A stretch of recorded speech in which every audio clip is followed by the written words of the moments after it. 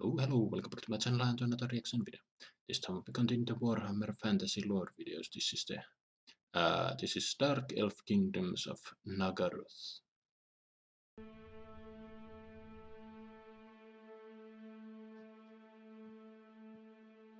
Across the treacherous waters of the great ocean that separates the civilizations of the old world from the wild and untamed lands of the new, there lies the bleak and unforgiving continent of Naggaroth. Here, barren, windswept plains are broken only by the jagged peaks of shattered mountains, or the black sludge of magic-stained rivers that carve labyrinthine canyons into the frozen ground.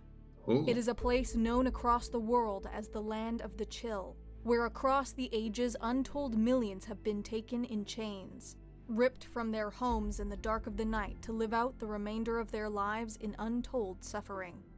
Naggaroth is cruel, but those who have built their kingdoms here are That's crueler pretty cool still. design.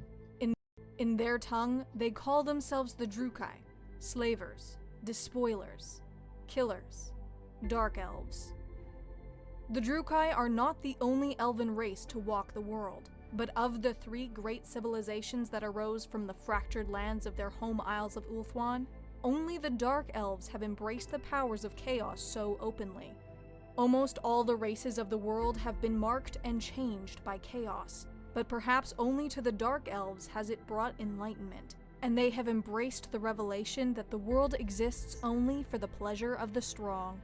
The Dark Elves care nothing for the sanctity of life and consider the so-called lesser races nothing more than insects begging to be ground beneath a boot heel if no productive or entertaining use can be found for them. Okay, All that's elves are rather said to be harsh. cunning, but the Drukai delight in manipulation. Every word they speak hides a depth of meaning, and they are masters of twisting words to serve their interests. The unwary might be fooled by the elegance and effortless grace they share with their distant kin, but theirs is a cold beauty, one that only serves to distract from their true intentions. So completely assured of their superiority, the Drukai can almost be careless in their actions. They revel in the act of betrayal, knowing that their silver tongues can always be counted upon to save them from reprisal. Above all, the society of the Dark Elves is opportunistic and impetuous. This extends not only in their dealings with other races, but defines their own internal governance as well. The kingdoms of the Dark Elves are rigidly hierarchical, with a complex structure of titles and positions that date back to their most ancient history.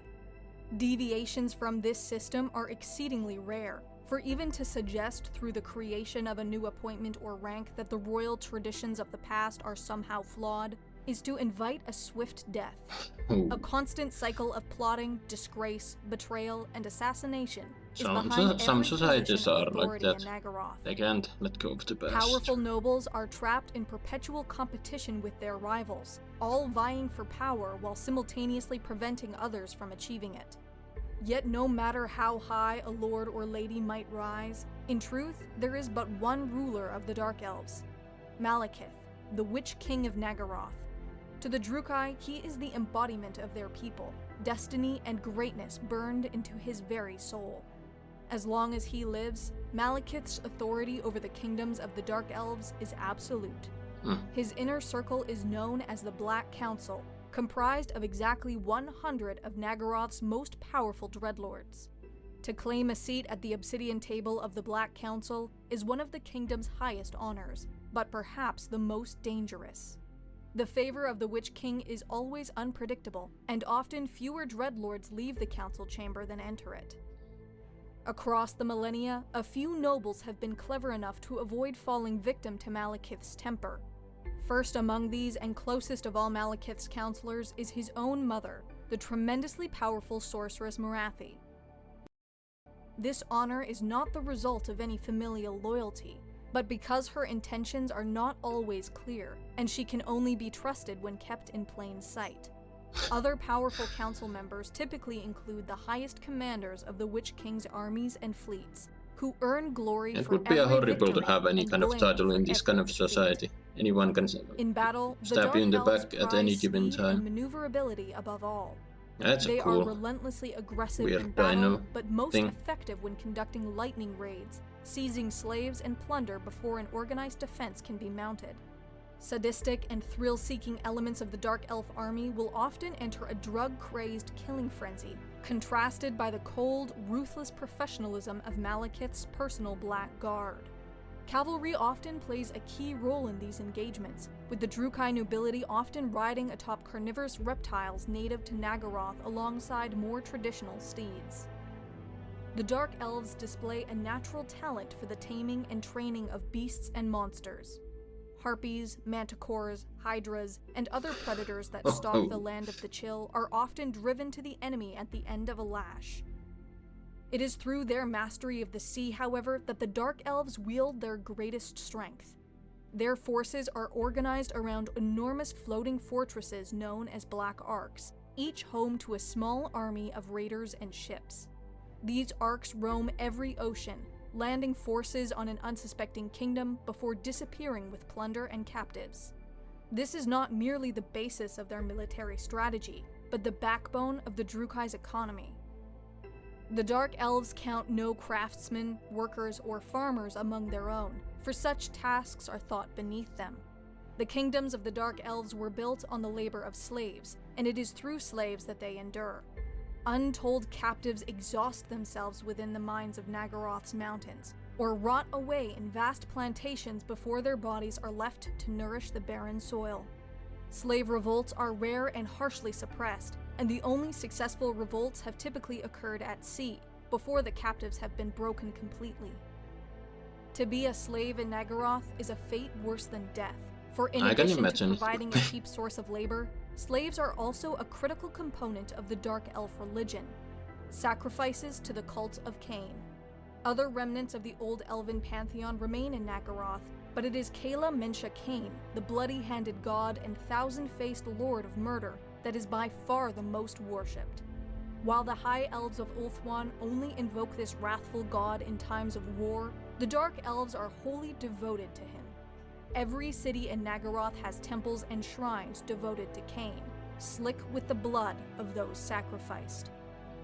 The most holy time of the year for the Drukhai is the Death Night, when witch elves rule the streets of Naggaroth's cities, capturing any they find, killing them on the spot, or dragging them back to the temples as sacrifices for Cain.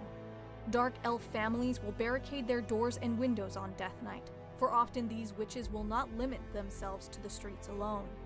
When dawn finally breaks, those who lived through the night will often sacrifice one of their own as thanks to the Lord of Murder for sparing their family, at least for another year.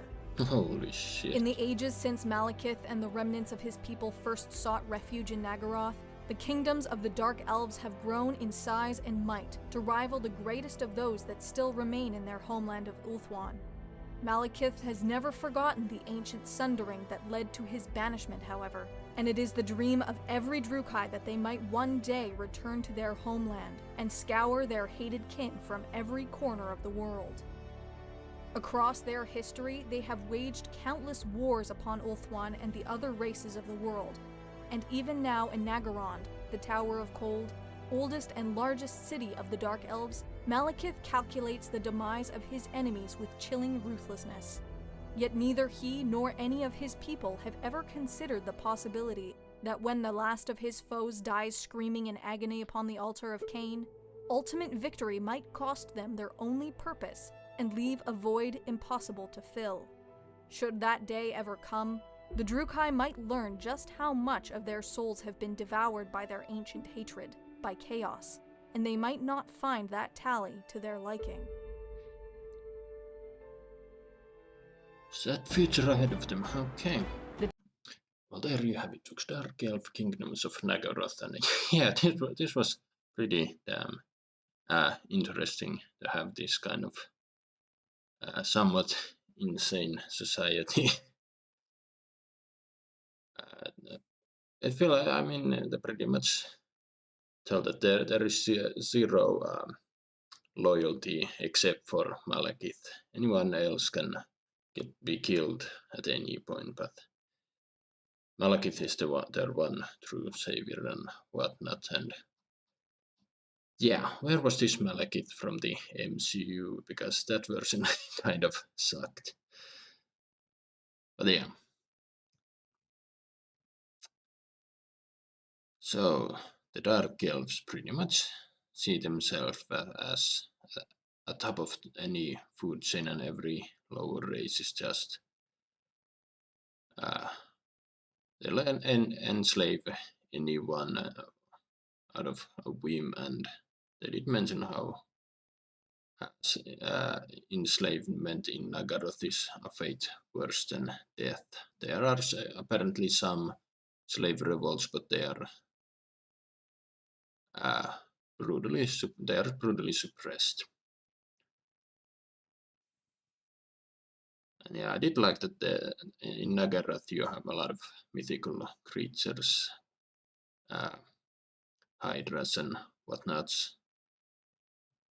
We saw a few artwork. I would have loved to have seen more, but yeah. And again, the artwork they used was fantastic, and I don't know, this might be one of my favorite factions so far. Vampires are still at the very top by far, but yeah, these are a fascinating bunch. And now we just need to check out some light elves if there are some. I just checked out the Athelorian, which showed some of this elf mythology in Warhammer fantasy, but yeah. But yeah, the dark elves are pretty much servants of chaos at this point. I have a feeling that their end is not going to be a happy one, and they're going to be consumed. Not that they're even trying to change. They pointed it out how stuck up they are in their ancient ways. Someone tries to change anything, and they're immediately killed. But anyway, this was truly fascinating. What do you guys think? Write your thoughts down below. Hope you enjoyed my reaction. Comment, like, subscribe if you want, and I will see you in another video.